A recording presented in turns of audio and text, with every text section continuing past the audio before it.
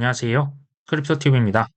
이번 시간에는 JP 모건에서 최근 낸 보고서, 자, 이 코인이 비트코인보다 훨씬 더 내년, 더 수익률이 좋을 것이라고 전망을 했다고 합니다. 자, 바로 살펴봅니다.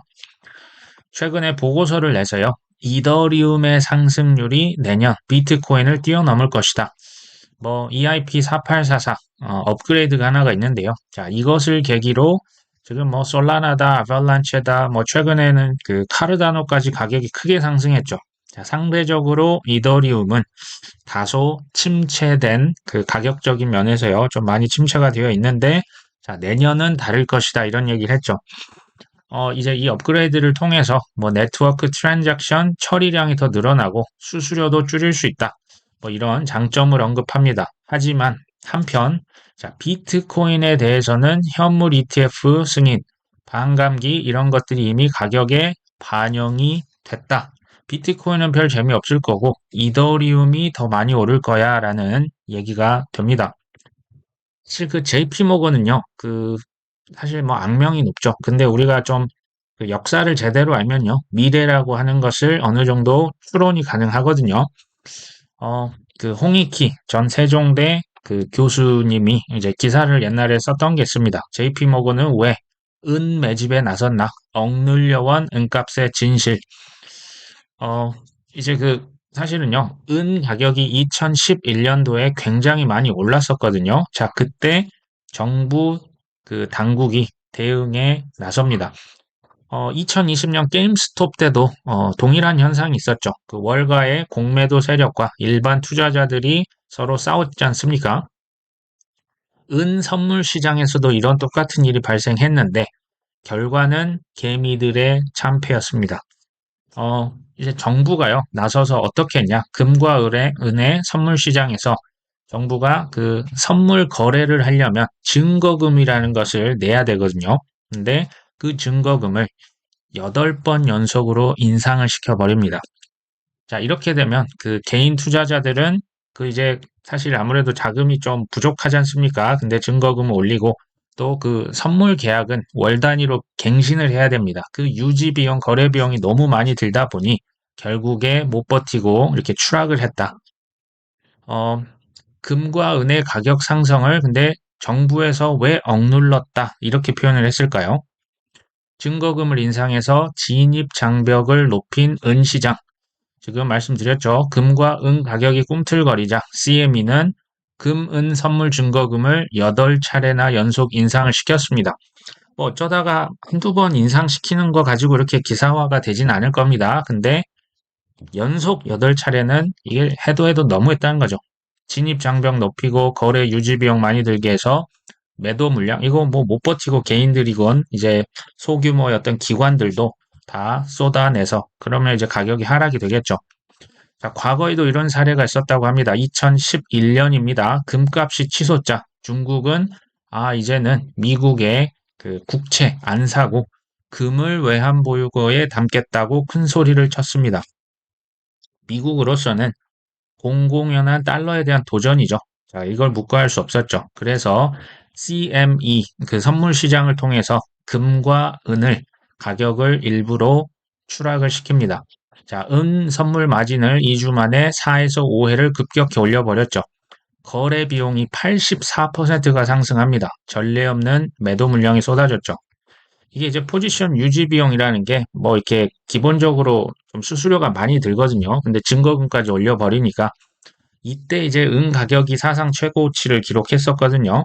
자, 이 이후에 은 가격이 20% 급락했고요. 자, 그 이후에도 계속 증거금을 2차례 또 인상하고 단기 금리도 인상하고 선물 시장 대량 매도 물량이 투하됩니다. 또 투자은행들이 금 시세 조작을 방치했는데요. 자, 이거 그냥 방치를 해버립니다.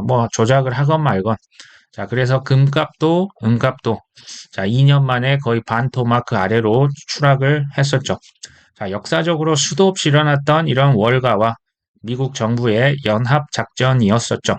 월가는 돈을 법니다. 공매도는 가격이 떨어져야 돈을 버는 그 거래죠. 자, 정부는 지금 달러, 또 미국의 국채를 지켜내는 거죠. 자, 지금 크립토 시장에서 지금 똑같은 일이 발생하고 있습니다. 스테이블 코인. 자, 월가는 이것을 이용해서 뭐 여러 가지 결제, 송금, 뭐 보관, 이걸로 이제 코인도 사고 팔고 해서 여러 가지 수수료를 가져갑니다. 정부는 이 스테이블 코인 발행하려면 너희들 테라루나 봤었지? 증거금으로 담보로 무조건 미 국채 80%, 달러 20%를 무조건 사세요. 자, 지금 미국 국채 아무도 안 사지 않습니까? 그래서 정부도 좋은 거죠. 누군가 미국에 빚을 사주는 겁니다. 지금 테더나 USDC는 뭐 일본 그냥 그 달러가요. 그 엔화처럼 결제에도 일본 내에서 이미 이게 법이 그 승인이 됐습니다. 뭐 중남미나 동남아시아 이미 그 달러처럼 그 이게 디지털 달러죠. USDC가 또 테더가 실제로 결제에 많이 사용이 되고 있습니다. 뭐 심지어 아르헨티나에서는 그 새로 대통령 당선인이 그 본인들 그 법정화폐 패소였나요? 그거 이제 없애버리고 그냥 달러 쓰겠다. 자, 이 테더와 USDC가 우리나라 주요 거래소에도 상장이 됐습니다. 자, 이게 의미하는 게 뭘까요? 월가가요. 전 세계 그 계속 그 빚을 누군가 사줘야 되니까 안 사주니까 스테이블 코인을 통해서 그 유용성, 그러니까 혜택을 이제 소비자들에게 사용하라고 해놓고 그 뒷단에서 미국의 빚과 미국의 달러를 전 세계 팽창을 시키고 있다. 지금 관련이 있어서 제가 한번 말씀을 드린 거고요. JP모건이 은을 매집하면서 은 선물 가격을 조종해온 은 현물 가격을 억누르고 있었다라는 비판이 뭐 제기가 됐었죠. 뭐 이유는 뭐 첫 번째, 은을 왜 매집했을까? 뭐 해지 용도 뭐 이해가 됩니다. 두 번째, 금을 매집하면 미 정부와 연준에 맞서는 행위였다. 실제로 2021년 천하의 조지 소로스도 연준의 정부에 맞서서 금을 매집하다가 수조 원을 날렸습니다. 자, 이걸 옆에 지켜봤죠. 세 번째, 달러, 금, 은 이런 실물 자산을 기초로 하는 스테이블 코인 암호화폐를 만들기 위한 토대 구축으로 보인다. 자, JP모건은 미국 정부 눈밖에 나기 싫어서 은을 초저가에 좀 조작을 했습니다. 그래서 매집을 10년 이상 해왔고요. 또 실물 자산, 뭐 요즘 이제 뭐 자산 토크나 실물 자산 그 굉장히 이슈가 되고 있지 않습니까? 금, 은, 또 미국의 어떤 채권 같은 것들을 기초로 해서 스테이블 코인 발행 담보로 은을 사용하는 거 아니겠냐? 뭐 이런 추측입니다. JP모건은 2008년 당시에 그때 그 글로벌 금융위기 있었죠. 베어 스턴스라고 하는 그 당시 굉장히 컸던 그 투자은행으로 제가 기억을 합니다. 근데 여기를 말도 안 되는 헐값에 인수를 하죠. 원래 15달러였는데요. 2달러에 미 정부로부터 그 인수 허가를 받습니다. 근데 이 베어 스턴스가요. 그 전문 분야가 은 파생 상품이었다고 합니다. 자, 이때 이후로 지속적으로 은을 매집해왔다. 자, JP모건 그 회장 유명하죠. 비트코인은 사기다라고 혹평을 했었지만 자, 미국 은행으로서는 최초로 JPM 코인을 개발을 했습니다. 자, 이게 2019년도 6월 달에 이미 개발해서 테스트를 진행 중이었죠. 자, JP모건이요. 하루에 결제되고 있는 전 세계 금액이 하루 6조 달러에 달합니다. 이게 6조 원이 아닙니다. 6조 달러죠. 어마어마합니다. 자, 19년 그 이전부터 자체 코인과 블록체인을 개발하고 있었죠. 자, 은을 매집했을 때 그냥 정상적으로 매집을 하면 또 이런 비난을 안 당했겠지만 첫 번째 스푸핑이라고 하는 방법을 동원합니다. 자, 이게 이제 쉽게 말하면 그냥 밑장 빼기거든요. 그냥 가격을 살 것처럼 하면서 계속 이제 초단타 그 매도 주문을 넣었다가 이제 빼버리는 거죠. 그럼 가격이 떨어집니다. 자, 그거 외에도 선물 대량 매도로 가격을 지금 은 가격을 끌어내렸습니다. 자, 이것을 지금까지도 하고 있다고 합니다. 자, 스푸핑이나 선물 대량 매도로 10여 년간 은값을 조작하고 매집해왔다. 저는 이 JP모건의 이런 속성이 시간이 지나도 변하지 않을 것이라고 생각을 하는데요. 자, 그 다음 기사를 또 소개를 시켜드릴게요. 자, 컨센시스라고 들어보신 적 있으실까요? 자, 여기에 창업자 조셉 루빈 CEO가 전 직원들로부터 소송에 직면했다. 컨센시스는요, 그 소프트웨어 회사인데요. 이더리움 관련 소프트 회사다. 이렇게 보시면 됩니다. 그 프라이빗 블록체인 소프트웨어 기술 회사고요. 한 가지만 기억하시면 돼요. 자, 2020년 8월 컨센시스는 JP 모건으로부터 은행 블록체인 플랫폼 쿼럼을 인수합니다. 근데 거래 조건이 공개가 되지 않았다고 하죠.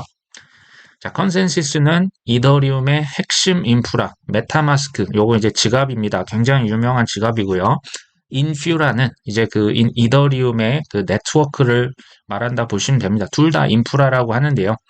그 컨센시스를 지금 JP 모건이 모종의 딜을 하죠. 이거 제가 뒤에서 좀 자세하게 설명을 드릴 겁니다. 근데 조건은 지금 알려지지 않았다. 지금 뭐 조셉 루빈이 그 기소를 당했는데요. 소송을 당했는데 그 전 직원들이 조셉 루빈과 컨센시스 이들로부터 귀중한 자산을 빼돌리려 했다.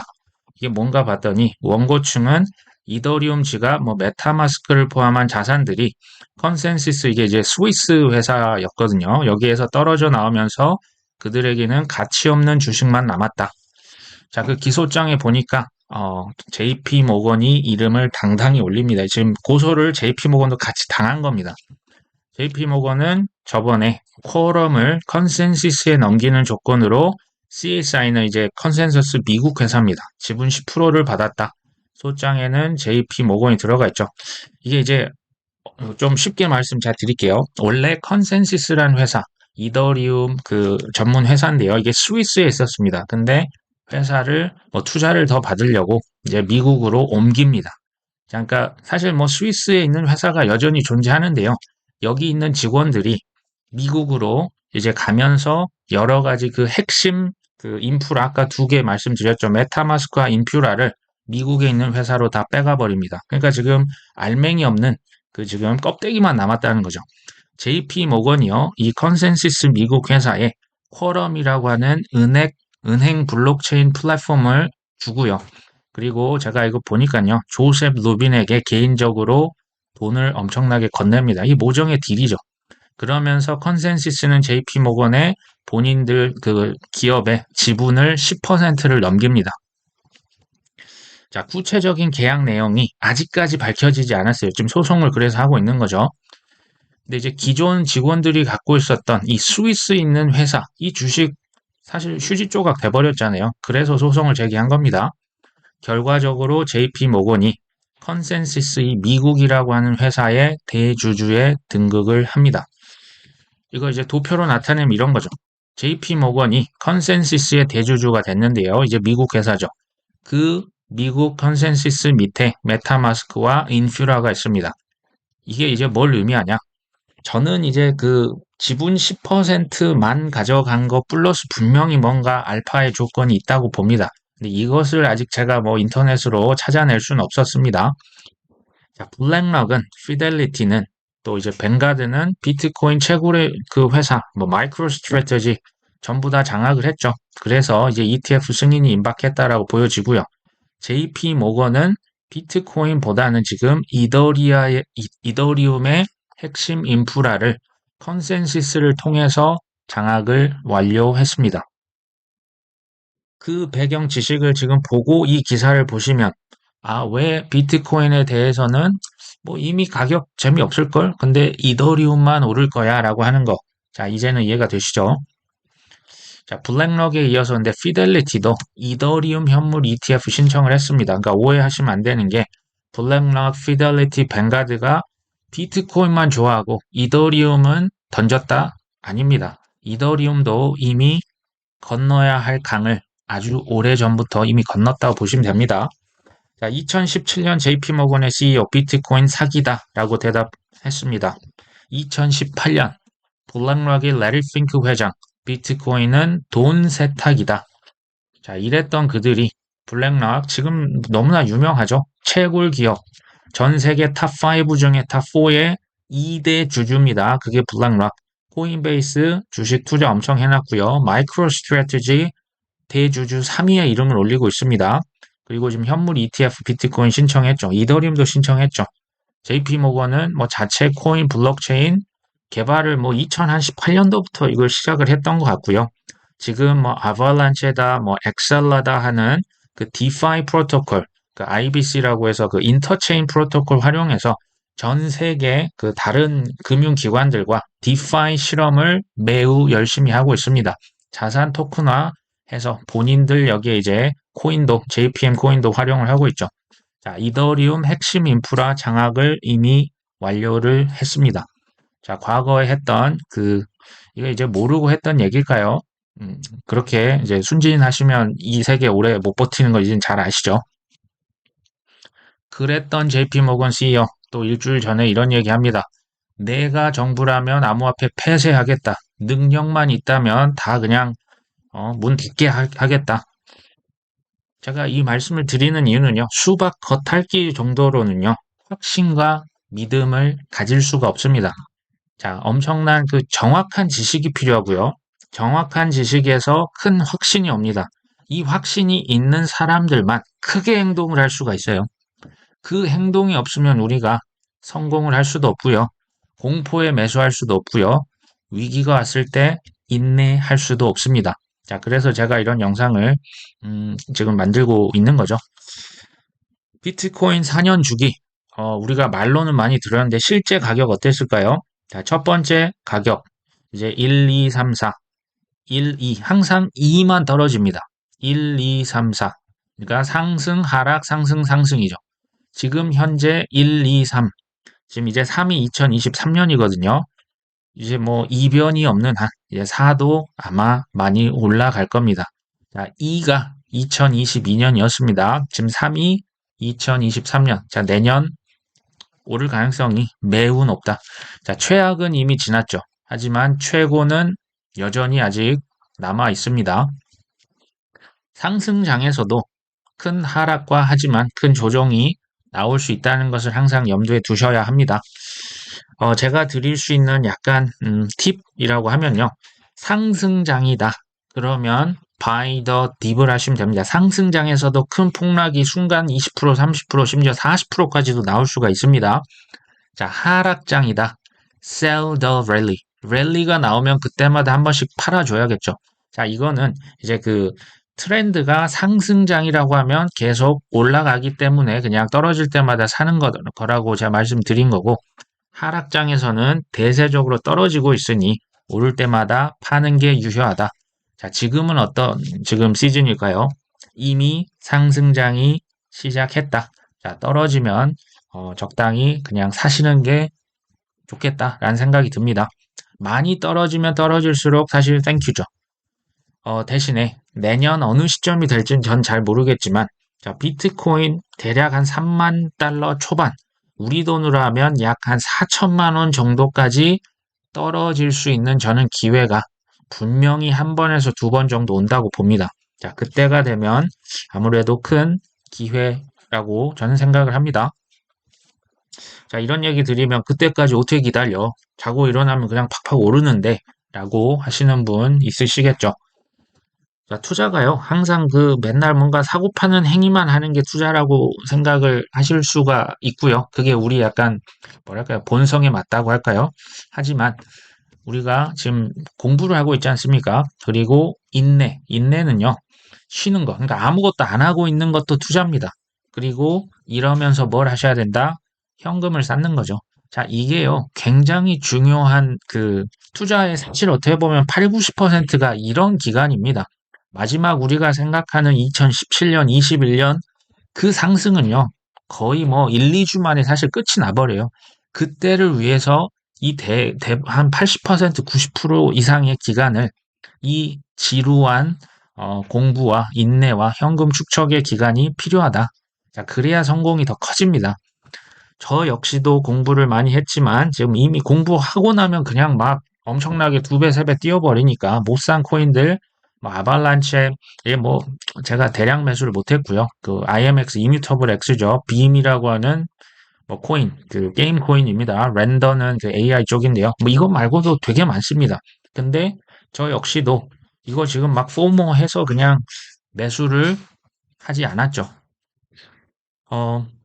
하지만 나중에 이제 가격이 떨어지면 큰 또 포션을 전 들어갈 겁니다. 이게 이제 너무 힘들다. 그러면 여전히 저평가되어 있는 주요 코인들을 소액으로 매수하는 것, 이건 좋은 것 같아요. 근데 어, 매도 계획을 언제 팔지에 대해서 분명하게 가져가는 게 좋습니다. 이거는 이제 단기 계좌다. 이것은 중장기로 가져간다.